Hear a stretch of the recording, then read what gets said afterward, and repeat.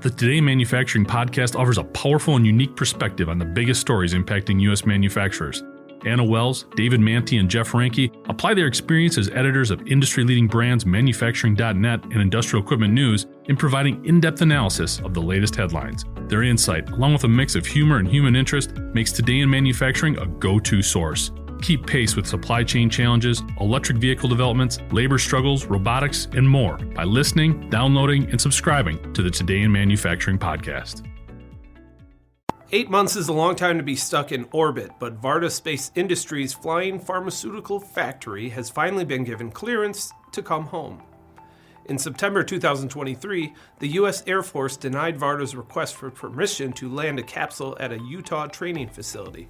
According to TechCrunch, the Air Force said it couldn't grant the request due to the, quote, overall safety, risk, and impact analysis. Last week, however, Varda said that after working closely with government partners and its satellite provider, Rocket Lab, it has earned FAA approval for a re-entry attempt later this week. The company said this is the first time the U.S. has granted a Part 450 re-entry license, allowing a commercial entity to land a spacecraft on U.S. soil. Varda Space said, quote, "We are incredibly proud to have this opportunity with our government partners and appreciate their dedication to safe innovation in the United States.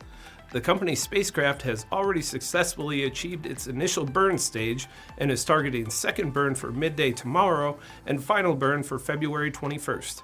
After launching in June, Varda had originally been targeting a September re-entry, but after the mishap, assured that the spacecraft and its cargo were designed to last longer if needed.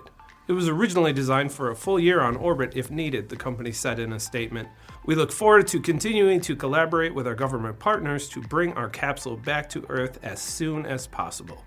Varda's capsule was carried by a satellite bus supplied by Rocket Lab while in orbit. The capsule provided a low-gravity environment for Varda's machines to make pharmaceutical components. During the current mission, Varda was making crystals for a drug used to treat HIV. I'm Ben Munson, and this is Manufacturing Now.